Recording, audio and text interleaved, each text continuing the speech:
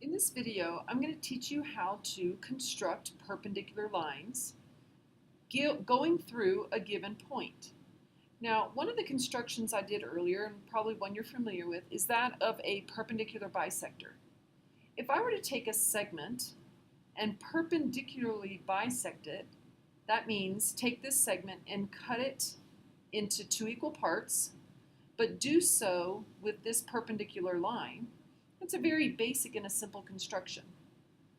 Really not very hard to remember how to do. But when you're constructing just perpendicular lines and you're not worried about the idea that it's cutting the segment in half, then this is how you're going to do it.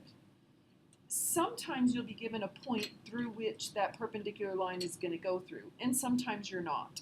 So I'm going to show you two. One is going to be when you're going through a given point.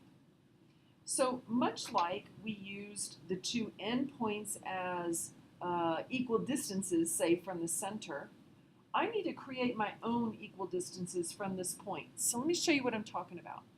I'm going to take my compass center, I'm going to put it on the point that my perpendicular line is supposed to go through, and I'm going to draw an arc that intersects the segment that I am going to be drawing a perpendicular to with an arc.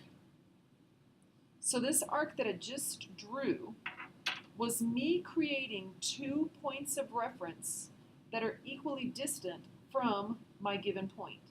So I just drew an arc from this point right here, creating these 2 points. Now from those 2 points, I'll be taking my compass, putting the center on each one of those points, and then swinging another pair of arcs, and they can go above the line or below the line, from each point of intersection. So one arc from each point of intersection. So I'll just reiterate. I drew the first arc from the center, or from this point. It is the center of the circle had I drawn a full-on circle. But from these 2 points of intersection, I then drew this arc and this arc. And then I'm assuming you're going to know that I'm going to connect the point, my given point, to this point of intersection down here, and I will have created a perpendicular line. So this purple line is perpendicular, meets at 90 degrees, to this original line, but notice it doesn't split it in half. It does not bisect it. So I'm going to call this line just a perpendicular, as opposed to a perpendicular bisector. Now, I told you there were kind of 2 ways to do it, or maybe 2 situations in which case you might be constructing perpendicular lines. The first time I did it is through a given point. The next time I do it, I'm not going to go through a given point. I'm just going to construct some random perpendicular lines.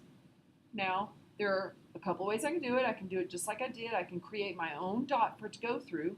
Or you might, and I'm just going to give you this idea, you might have to construct your own rectangle or your own square or some shape that has right angles on its ends. And so I want you to think to yourself, if I wanted to draw a perpendicular line on the left-hand side so that I had a right angle, what you really need is this line segment to go a little bit further. So I'm going to use this endpoint as the center, so to speak. And what I'm going to do is I'm going to give myself 2 points of reference on either side of this center. So I'm going to go to the right of that point. I'm going to swing my compass all the way around and go to the left of that point. Now, if you wanted to draw a full circle, you could. It's not necessary. Okay, so what I did is I gave myself 2 arcs on either side of one of the endpoints of my segment that I intend my perpendicular line to go through. Okay, so I'm intending my perpendicular line to go through that endpoint. Well, I have a little bit of a problem because I don't really know where this line intersects this arc. So I'm going to take my straight edge and lengthen that segment just a bit. Just enough to where I see where that point of intersection is. So you see how I took my black line, extended it just long enough so I could find that point of intersection. Now, why I need it is so that I can use these 2 points of intersection, generate another pair of intersecting arcs, and then I'll know exactly where to draw my line. So here I go. I'm going to take my compass, I'm going to open it up. Now notice something. If I don't change my compass center from where I had it, from the original pair of arcs, then when I try to draw my arcs, they're not going to intersect each other. So I'm going to open my compass a little further than halfway. Should do it. You don't want it too big. And now I'm going to swing an arc on the bottom of my line segment from that point of intersection. Take my compass, switch hands, switch sides, go to the other point of intersection. Find out where those two arcs meet, and where those two arcs meet, lined up with that point of intersection, I will know I have created a pair of perpendicular lines.